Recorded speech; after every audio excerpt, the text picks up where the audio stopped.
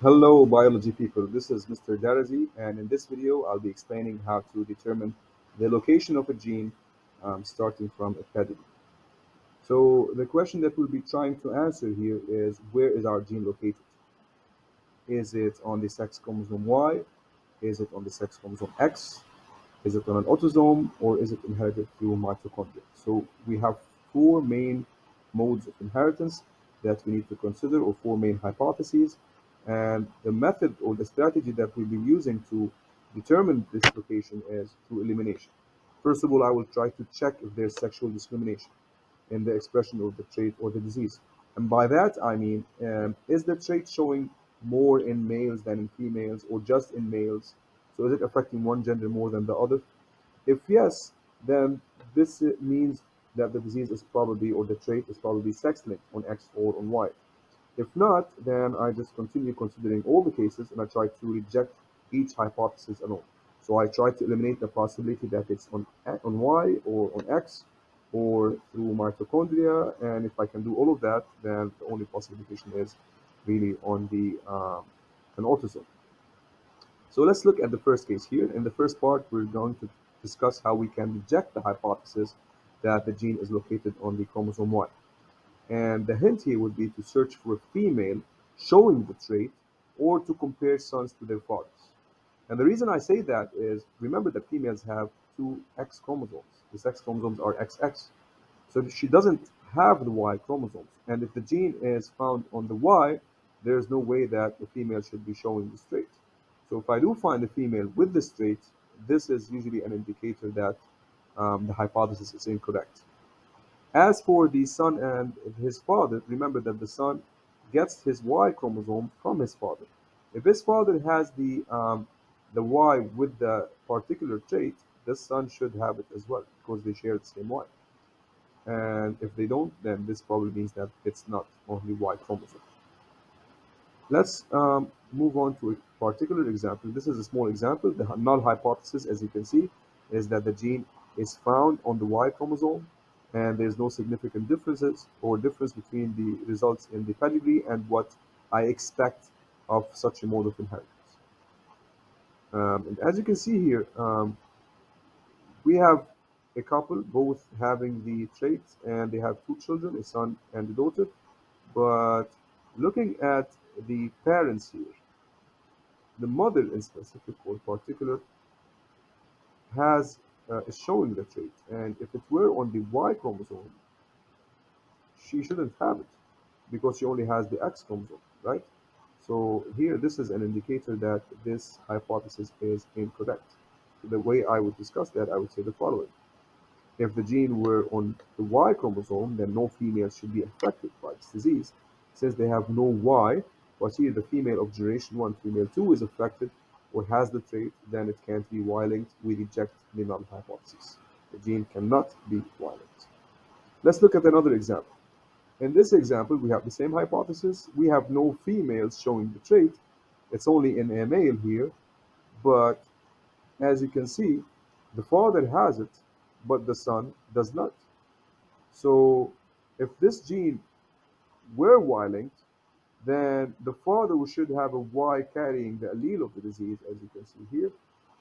So X, Y, and let's say it's D for disease. If it's a disease, let's say, then the son should get the same Y and should have the same phenotype, but he doesn't. So here the son 2 of generation 2 is normal, is not showing the trait, so we also reject the hypothesis in this case as well. Right? So let's move on to the second hypothesis. Now, I'll put that here. How to reject the hypothesis that the gene is found on X. And the hint here would be to look at a father and his daughter, um, or at a son and his mother. Now, for a son and his mother, it's very clear because, as you know, the female, the mother has two X's, the son has an X and Y, and the X that he has, he gets specifically, exclusively from his mother. And for the daughter and the father, now the daughter does have two X's, one from each parent, but for sure she's getting the only X that the father has. Whatever it has, whatever it carries, she will get it as well. and that should help us in most cases to solve the location or to judge the hypothesis and determine if it's correct or not. So let's start with particular examples. In the first case, I'm considering traits that are recessive. Okay, so the null hypothesis again is that the gene of this trait is found on the chromosome X, and that the results that I get in the pedigree show no significant difference from the expectations. So look at this family here. Now, for sure, this is not found on the Y chromosome because, as you can see, it's showing in this female. But that's not the concern of this part of the video. Here we're just concerned with the X chromosome. Now, since this disease is or this trait is recessive, what is the genotype of this female? This female has two X's, correct? And let's say D is the allele for the disease, and being recessive, the only possible genotype that this female would have if it were X-linked is to be XD, correct? Now, what did I say? We have to look at a woman and her son. So this would be her son. So if I follow with the inheritance here, she should pass along one of the X's, they're both the same, to her son, so he'll get an XD, together with a Y, so that he's a male from the father, so he would get the genotype XDY. And this means that he should be carrying the same trait. But is he? No, he's not. So what does this mean? This means that we can reject our hypothesis.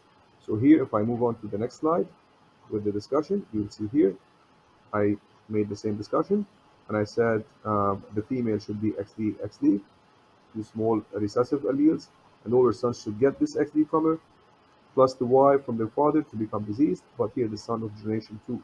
The son 2 is not, so we reject the null hypothesis. The gene cannot be X-linked.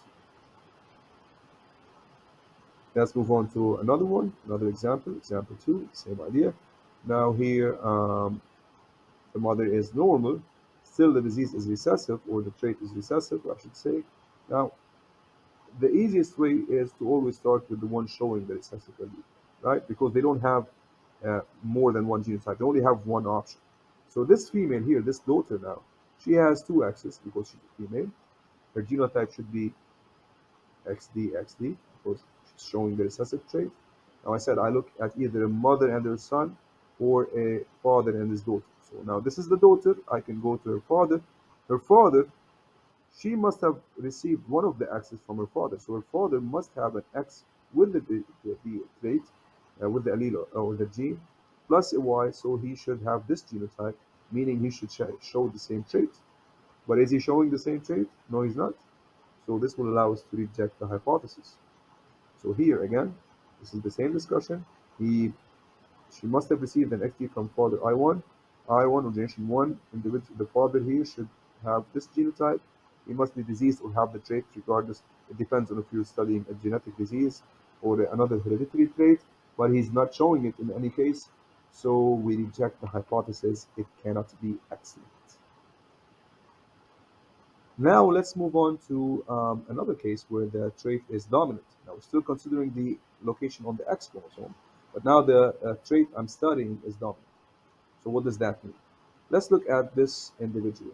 His genotype, first of all, he's a male, so he has XY, and let's say capital D represents the gene for the dominant trait I'm studying, let's say a disease. So this genotype, the genotype of this individual should be X capital DY. Okay, and I said again, look at the father and his daughter. So this X must be passed along to all his daughters. And we have one daughter here, so she should get the X capital D. And regardless of what the other X has, if D is dominant, she should show the trait, but she's not showing it. So what does this mean? We reject this hypothesis as well. So here's the discussion. If the allele coding for the disease were X-linked, then the father of generation 1 should be X capital DY. All his daughters should get this X and should be getting the same phenotype because the allele we're studying here is dominant, but here his daughter is not showing it, so we reject the null hypothesis as well. Let's look at another example for a dominant trait. So here the same null hypothesis. Now what should I look at here? Hmm. So let's consider this one here. There's more than one way of considering it. Let's say that, for example, here is M, A, Q. Let's say this son here has disease X capital DY, right? Because this is a Y. Here is clear, right? So he has XY because he's a male, and he has the capital D because he has the trait. Now he got his X from his mother, right? Because males get the X from their mother. So this mother here should be carrying the capital D, and regardless of what the other X is or has, she should also show the same trait, but she's not showing it. So this also means that it's not on the X chromosome. So let's look at the discussion here. So here we said the son of generation 2, here this one, he should, this one here, should have this genotype because he has the trait. He should get the X from his mother. She should have, because it's dominant, also the same phenotype, but she doesn't, so we reject the null hypothesis. It is not on the X chromosome. All right, so that's for the sex chromosomes. Now, what about the mitochondrial inheritance? First, mitochondria, for those of you who are wondering why we are considering mitochondria in genetics and heredity. Genetics. Well, remember mitochondria, yes, they are organelles responsible of cellular respiration, but they do carry their own genes, and they can carry traits that affect the individual. And one thing that we should keep in mind here is that a person's mitochondria are inherited exclusively from their mother. So as you can see here in this diagram, all the mitochondria in the children, they originate from the mother, not from the father. Those of the father, they will not be transmitted through sperm. So whatever the mother has, whatever the genes in the mitochondria from the mother have, will be found in all of her children, regardless of their gender. Okay, so let's consider the case. This is how usually a mitochondrial linked trait appears like in a pedigree. Notice that um, here the mother in the first generation, she has the trait, and all of her children, regardless of their gender, they get it. So daughters or women always pass the trait to their children. The same thing for this woman. She passed it for all of her three children. The same thing for this woman. But as you can see, the affected or the males showing the trait, they are not passing it to any of the children because it's only passed along from a female to her children. So here, let's look at this example. So the null hypothesis here is that the gene of this trait is found in mitochondria, and the results show no significant differences. But can it work here? Let me see. Here, for example, if you look at this particular individual, he's showing the trait, and his son is showing it as well. Now, the son didn't get it from the mother doesn't have it, so he's getting it from the father. Can this be a mitochondrial associated trait? No, it can't. So, in this case, we have the ability to reject the hypothesis. So, males are passing the traits to the sons, like in the case of 409, and mothers are not transmitting the trait to all the children, like, for example, mother 2 and her son 7. So, here we can reject the hypothesis that the gene does not follow. So, we reject the hypothesis the gene does not follow the mitochondrial mode of inheritance. And that's it for the video. I hope you enjoyed it. Have a good day.